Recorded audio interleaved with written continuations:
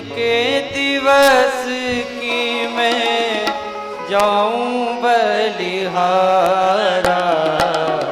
मेरे घर आया राजा राम जी का प्यारा, मेरे घर आया राजा राम जी का प्यारा।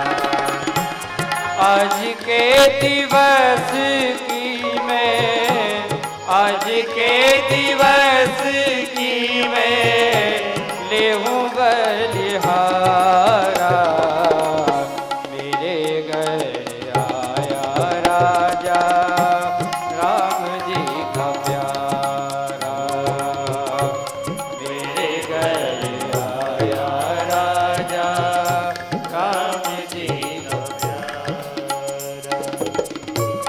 आंगन भवन भयो अति पावन, आंगन भवन भयो अति पावन, ओ हरिजन बैठे हरि जस गावन, हरिजन बैठे हरि जस गावन, करूं दंडवत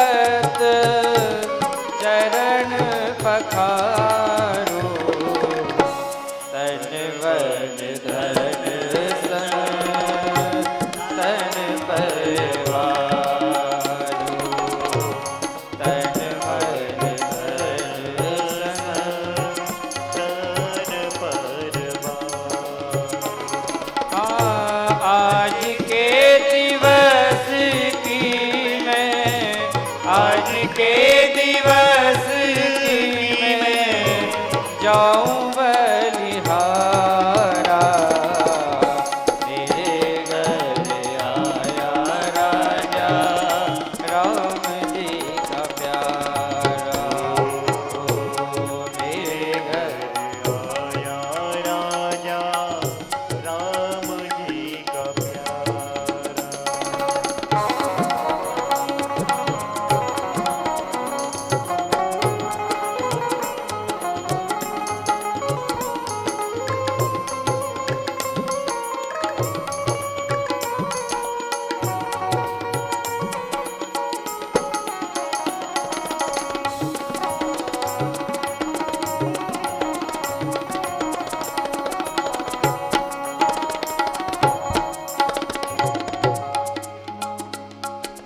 हाँ कहें कथा अरु अर्थ विचारे, आप तरे ओ रण को तारे, हाँ कह रे दास मिले हरिदासा,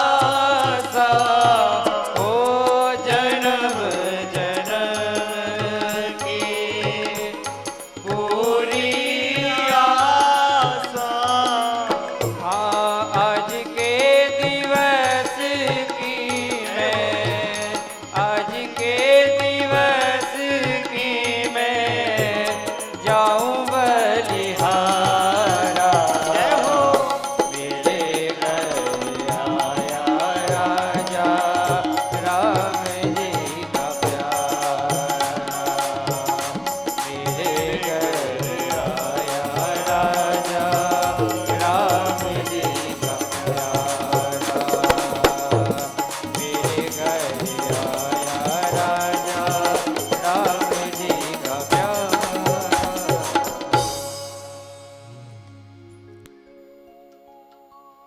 तो भगवत कृपा से पूज्य महाराज श्री का पदार्पण हुआ। इसके मूल में हम कहेंगे पूज्य गौ माता की कृपा है, क्योंकि ये आयोजन जो हमारे कृष्ण प्रिया महिला मंडल के द्वारा हो रहा है, इसका उद्देश्य है जड़खोर गौधाम के सहायतार्थ। और आप सबको विदित है कि महाराज श्री के हृदय में आज गायों को लेकर के कितनी पीड़ा है। संपूर्ण भारतवर्ष में महाराज श्री किसी भी सभा में जाएं, कहीं जाएं, अपने हृदय की बात वो जरूर बोल करके आते हैं कि आज भारतवर्ष में गौमाता की रक्षा होना बहुत आवश्यक है। और जब तक गौमाता की रक्षा नहीं होगी तब तक महाराज जी कहते सपने भले ही हम लोग देखते रहें अच्छे दिनों के, पर वो संभव नहीं है। तो महाराज जी इस निमित्त ही संभवतः पधारे हैं कि आयोजन गौमाता के लिए समर्पित है। जब गाय के लिए कोई कार्य होता तो महाराज जी जाते हैं, इसलिए महाराज जी गौमाता के निमित्त ही यहाँ आए हैं। हम लोग भी अतिशय सौभाग्यशाली हैं। गाय के लिए आयोजन करने को हम सम्मिलित हुए तो महाराज श्री का दर्शन हो गया हम सबको। अन्यथा आप सब जानते कि महाराज जी की कितनी व्यस्तता होती है। बहुत से लोग कह रहे थे हमें तो आश्चर्य हो रहा है कि महाराज जी पधार रहे हैं यहाँ पर। उनकी पूजा गौ माता ही महाराज श्री को बुला रही है यहाँ तक। तो महाराज जी का पदार्पण और साथ में एक और विभूति है जिनका नाम है, बस नाम सुन के ही उनके गुणों का वर्णन हो जाता है। बाबा पूज्य श्री अनंत दास जी इनका नाम है और इनकी महिमा भी अनंत ही है।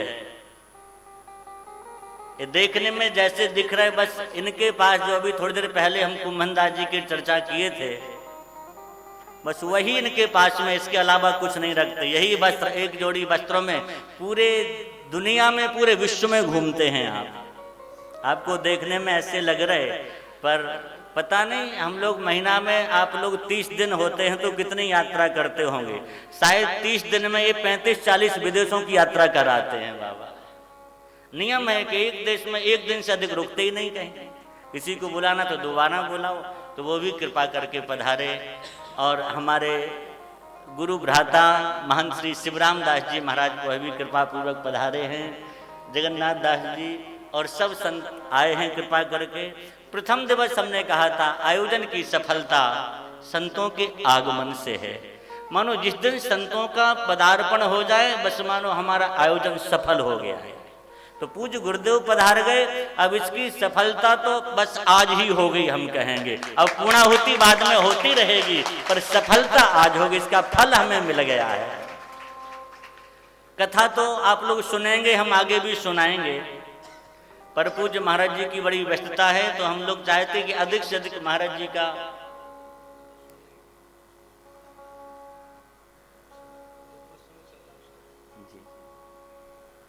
महाराज जी को हम लोग सुनेंगे, पर महाराज श्री की आज्ञा है तो थोड़े ही शब्दों में हम प्रसंग को पूर्ण करें। एक पुस्तिका का भी विमोचन होना है, बस अपने प्रसंग को पूर्ण करके महाराज जी के और पूज्य बाबा श्री अनंत दास जी महाराज के कर कमलों से हम लोग उस ग्रंथ का विमोचन भी कराएंगे। तो आपसे निवेदन कर रहे हैं कि नारद जी महाराज व्यास जी महाराज से कह रहे हैं कि आप भगवान के यश का वर्णन कीजिए, भगवान के गुणों का वर्णन करो। जब व्यास जी ने असमर्थता बताई तो कहा संत सदगुरु के अनुग्रह से कुछ भी असंभव नहीं है, और अपना पूर्व चरित्र सुना दिया कि कहा तुम एक दासी का पुत्र था और एक संत सदगुरु के अनुग्रह से आज मैं देवर्षि हो गया हूं। तो आप भी संतों की शरण में जाओ। और इसी वेद व्यास भगवान ने संत अनुग्रह से संतों की शरणागति लेके मानो श्रीमद् भागवत की रचना की है। वो है दिव्य भागवत, सुखदेव जी महाराज को दी है। और सुखदेव जी ने है श्रीमद् भागवत की कथा परीक्षित जी के माध्यम से जन जन तक पहुंचाई है, जिससे आप हम सब लाभान्वित हो रहे हैं। इधर प्रश्न किया है कि भाई परीक्षित कौन है, तो कुछ पांडवों के चरित्र का वर्णन किया है यहाँ पर कि कौरव पांडवों का जिस समय युद्ध चल रहा था, यदा मृधे कौरव संजयानम वीरस तुम वीर गतिम गतेषु, कौरव पांडवों का युद्ध चल रहा था। कौरवों के सभी सेनापति लगभग मारे गए। दुर्योधन भी मृत्यु शैया पर पड़ा हुआ था, अपने प्राणों को बचाने के लिए सरोवर में जाकर के छुप गया था। जीते जी चील और कौए इसके मांस को नोच नोच करके खा रहे थे। ऐसी दशा में अश्वत्थामा पहुंचे और कहा मित्र तुम्हारी प्रसन्नता के लिए हम क्या करें। इसने कहा हमको खुश करना चाहते तो एक ही काम करो, 5 पांडवों का अस्त्र ला करके हमें दे दो। बोले कोई बड़ी बात नहीं, कहा अगर तुमने ये कार्य कर दिया तो हम तुम्हें सेनापति बना देंगे। आज ब्राह्मण के मन में थोड़ा लोभ आ गया। और गुरुजनों से हमने सुना है लोभ है सर्व पाप को मूल, संपूर्ण पापों का मूल लोभ है। जब जब हमारे जीवन में लोभ आता है तो हमारी प्रवृत्ति पापमयी हो जाती है। अश्वत्थामा जाने लगा, दुर्योधन ने अपने बहते हुए रक्त से अश्वत्थामा का तिलक कर दिया। आप लोग जानते तिलक चंदन से किया जाता, रोली से किया जाता, रक्त से तिलक करने का विधान नहीं है। कहीं तंत्र में हो तो बात अलग है, लेकिन एक ब्राह्मण का तिलक क्षत्रिय ने अपने बहते हुए रक्त से किया, पहले ही अशुभ हो गया और ये चल पड़ा। जैसे ही चला निश्चय किया कि हम पांचों पांडवों का वध करेंगे। सोचा रात्रि हो जाए तो ठीक है, पेड़ के नीचे बैठा था। जैसे कि आज पांडवों को राज्यश्री मिली थी, भगवान ने कहा कि आज तुम राजा बने हो तो आज सो मत, विश्राम मत करो। फिर बोले घूम फिर करके देखो जनता में क्या चर्चा हो रही तुम्हारे प्रति, लोग खुश हैं कि नहीं हैं, राजा बनकर के सो मत। तो आज युधिष्ठिर पांचों पांडवों के सहित हमने सुना है भ्रमण कर रहे थे, घूम रहे थे पूरे राज्य में, सुन रहे थे कौन क्या कह रहा है। राजा का कर्तव्य यही होता है, राजा बनने के बाद प्रजा के दुख सुख को सुने। हमारी प्रजा में कोई कष्ट में तो नहीं है, हमारे राजा बनने से किसी के मन में कोई कष्ट तो नहीं हुआ है, अगर है तो उसे दूर किया जाए। पर आजकल उल्टा ही होता है, जब तक राजा न बने तब तक भले ही जनता के दरवाजे खटखटाते रहें, और जब कुर्सी मिल जाती फिर चैन की नींद सोते हैं, जनता भले ही जगती रहे।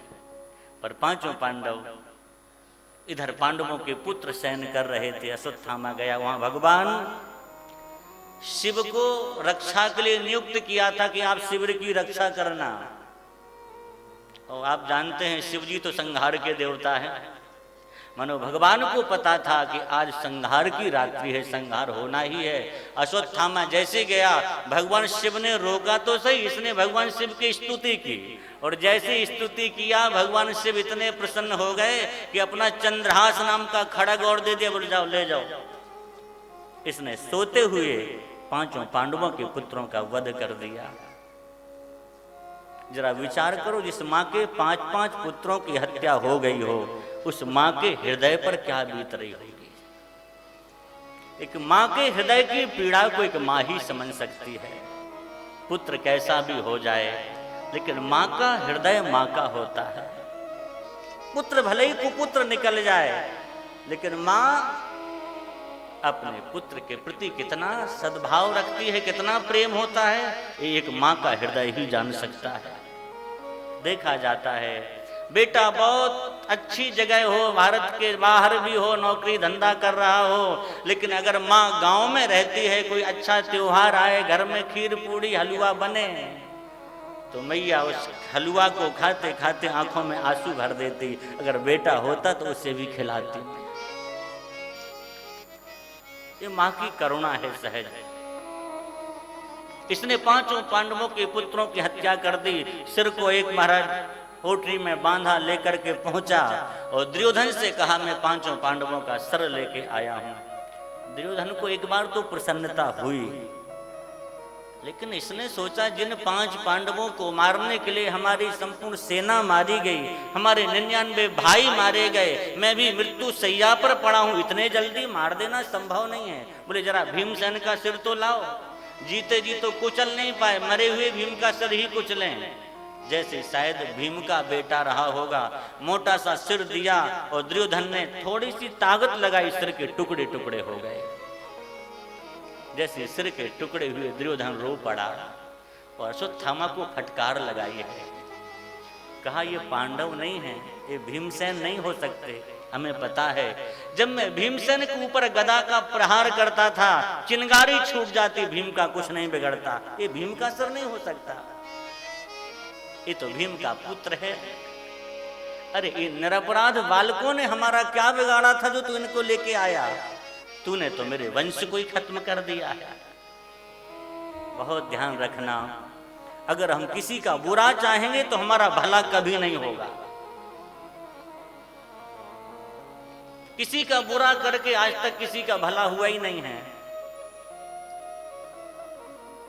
इधर अश्वत्थामा ने भी जब देखा कि हमारे कृत्य से दुर्योधन को प्रसन्नता नहीं हो, दुर्योधन यहां तक बोल पड़ा, अगर मेरे शरीर में शक्ति होती अश्वत्थामा तो मैं तुझे जीवित नहीं छोड़ता।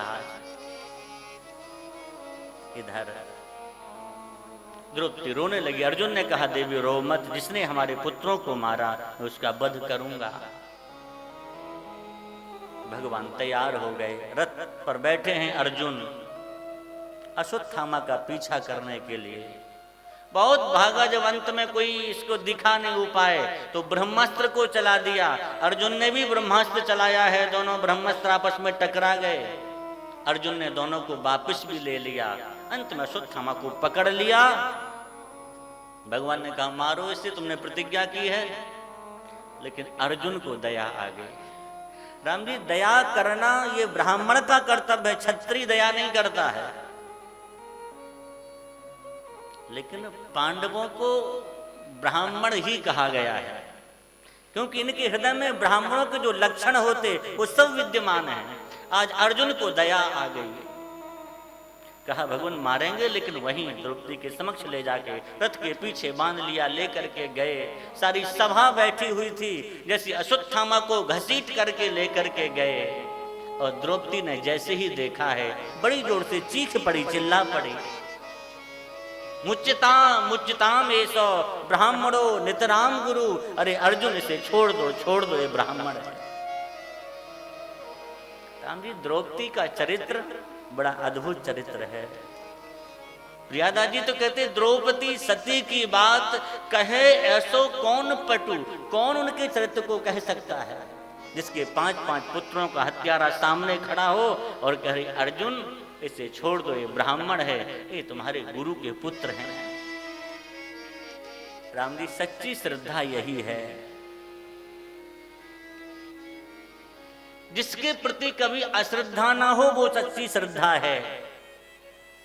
आज हमारी गुरुजनों में श्रद्धा नहीं टिक पाती है। हम जिनके प्रति बहुत आदर करते हैं, थोड़ा सा कुछ दोष सुनने को मिल जाए तो हम हाथ जोड़ लेते, अरे वो तो ऐसे ही हैं। ये श्रद्धा नहीं है। सच्ची श्रद्धा वो है, 1000 दोष सामने दिखते हों लेकिन हमें दोष न लगे, ये है सच्ची श्रद्धा। उसी श्रद्धा का फल आपको मिलेगा। विचार करो, 5-5 पुत्रों के हत्यारे में द्रौपदी को ब्राह्मण का दर्शन हो रहा, द्रौपदी को सदगुरु के पुत्र का नहीं, गुरु का साक्षात दर्शन हो रहा है। ऐसी श्रद्धा होगी तो आपका काम हो जाएगा। कहा अर्जुन, तुम भूल गए उन गुरु के उपकार को, जिन गुरु ने जो विद्या अपने पुत्र को नहीं दी वो तुम्हें दी है। और तुम नहीं जानते हो अर्जुन, सिद्धांत है आत्मा वही जायते पुत्र, पिता की आत्मा ही पुत्र के रूप में आती है, गुरु की आत्मा शिष्य के रूप में आती है। तो ये तुम्हारे साक्षात गुरु पुत्र नहीं, साक्षात ऐस भगवान द्रोणा, ये साक्षात तुम्हारे गुरु जी द्रोणाचार्य खड़े हैं। सारी सभा स्तब्ध हो गई, वाह वाह करने लग गए। दुष्टर बोले द्रौपदी ठीक कहती है, अर्जुन छोड़ दो इनको। सबने समर्थन किया। आखिर अर्जुन धर्म संकट में थे, क्या करें। क्षत्रिय हैं, प्रतिज्ञा मारने की है। भगवान की ओर देखने लगे, आप ही इस संकट से उबारें। भगवान ने उपाय बता दिया। ब्राह्मण का वध क्या है, अगर ब्राह्मण आताताई है तो उसको मृत्यु दंड देना ही उसका वध नहीं है। उसकी संपत्ति को छीन करके, उसका मुंडन करके नगर से बाहर निकाल देना, यही ब्राह्मण का वध है। अर्जुन ने उनका मुंडन किया है, धक्का देके निकाल दिया है। जा, मैं तुझे अभय करता हूं, चला जा, यहां से निकल जा। हमने सुना है भगवान ने भी इसको शाप दिया कि तूने निरपराध बालकों की हत्या की है, तेरे शरीर से इतनी दुर्गंध आएगी कि 5000 वर्ष तक तुम अपने शरीर की दुर्गंध को खुद सहन नहीं कर पाओगे, जगह जगह भटकोगे। क्योंकि अश्वत्थामा चिरजीवी हैं, आज भी हैं वो, लेकिन वो 5000 वर्ष का शाप पूर्ण हो गया, अब वो ऋषि रूप में हैं। अश्वत्थामा चले तो गए। लेकिन इनके मन में ईर्ष्या द्वेष बना रहा। सोचा हमारा अपमान किया है, अब मैं पांडवों के वंश में किसी को जीवित नहीं रहने दूंगा। जाते ही अभिमन्यु की पत्नी उत्तरा गर्भवती थी, उस पर इसने 5 बाणों का प्रहार किया है। जैसे 5-5 बाणों का प्रहार किया, उत्तरा ने जैसे देखा तो दौड़ करके सीधी श्री कृष्ण के पास में आई। वो उत्तरा की भक्ति को राम जी कुंती से भी श्रेष्ठ कहा गया है। कुंती बहुत बड़ी भक्ता है भगवान की, लेकिन कुंती की भक्ति से भी श्रेष्ठ उत्तरा की भक्ति है, क्योंकि कुंती ने कई बार समय आने पर भगवान को उल्हाना भी दिया है, अपने भाई आदि का भी सहयोग लिया है। लेकिन उत्तरा की भक्ति इसलिए उत्कृष्ट है कि उत्तरा पर जब संकट आया है तो अपने ससुर 5-5 बैठे उनके पास नहीं गई, अपनी सास के पास में नहीं गई है, और किसी को नहीं देखा, सीधे श्री कृष्ण की शरण में गई है। ये है अनन्यता। हम एकमात्र जो भी हो उनके चरणों में ही निवेदन करें, उनसे ही कहें, जगह जगह भटकने की आवश्यकता नहीं है। जो गुरुजनों की कृपा से मार्ग हमें मिल गया है, उसी मार्ग पर हम चल पड़े, बस वही हमारा श्रेय होगा। उत्तरा ने प्रार्थना की है और भगवान उत्तरा के गर्भ में प्रवेश कर गए। हम सच्चे हृदय से उत्तरा की तरह पुकारें तो सही, हमारी भक्ति भी व्यभिचरित होती है, कभी इधर हो जाती, कभी उधर हो जाती, कभी उधर हो जाती है। फिर दोष देते भगवान को कि महाराज इतना संकट आया, इतना पूजा पाठ कराया, पर कुछ काम नहीं आया। अरे राम जी, एक जगह निष्ठा तो हो तुम्हारी।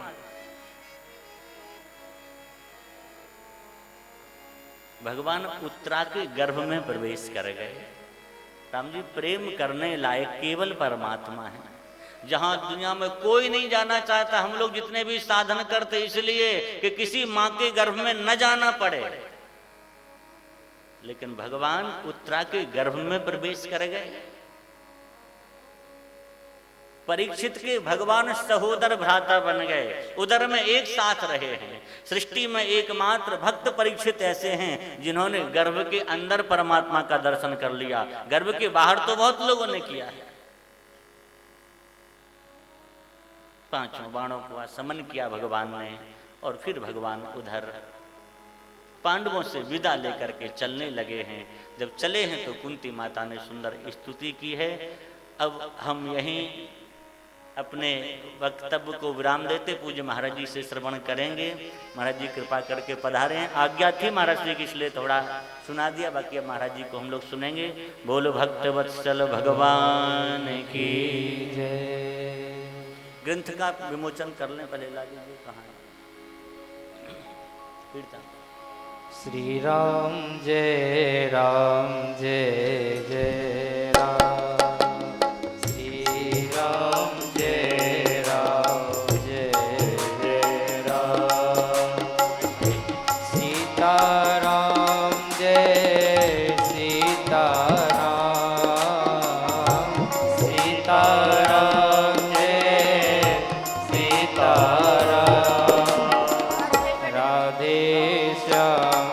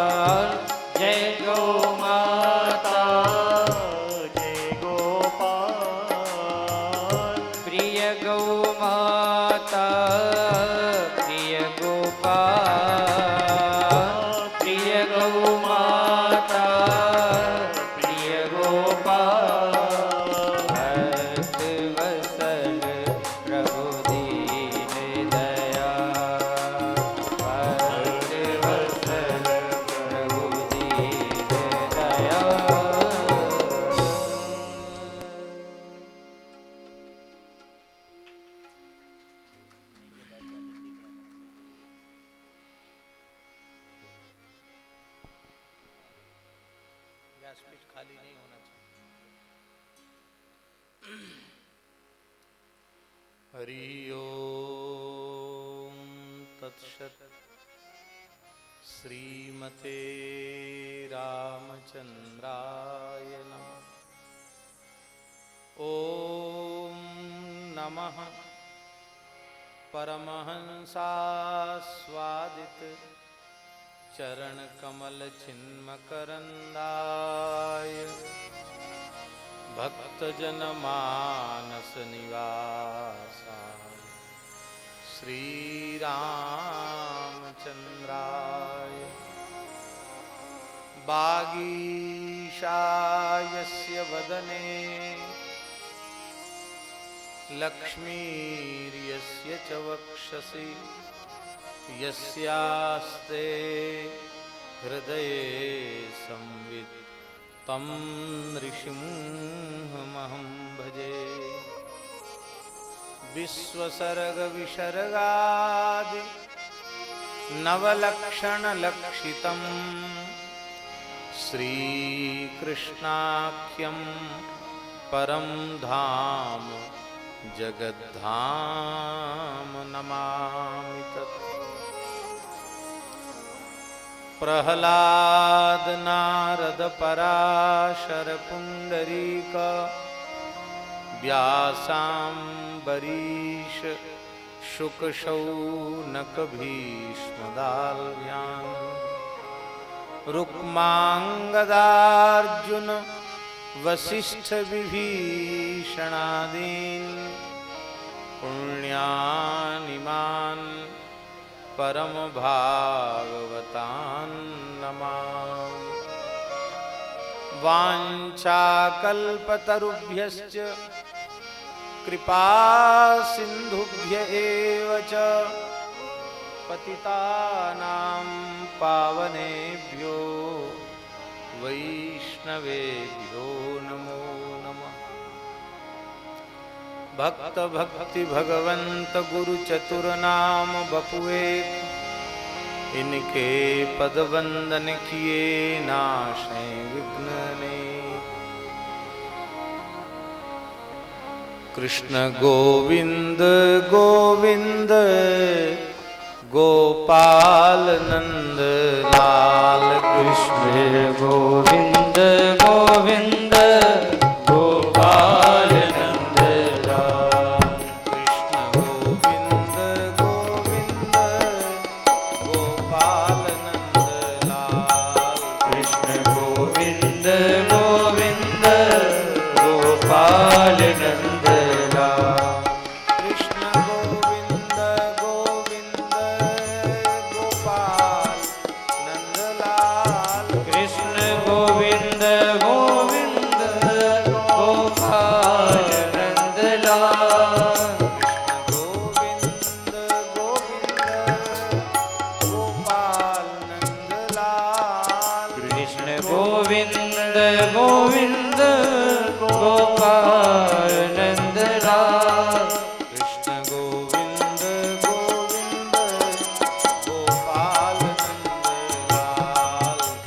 कृष्ण गोविंद गोविंद गोपाल नंद लाल। कृष्ण गोविंद गोविंद गोपाल नंद लाल। कृष्ण गोविंद गोविंद गोपाल नंद लाल। कृष्ण गोविंद गोविंद गोपाल नंद लाल।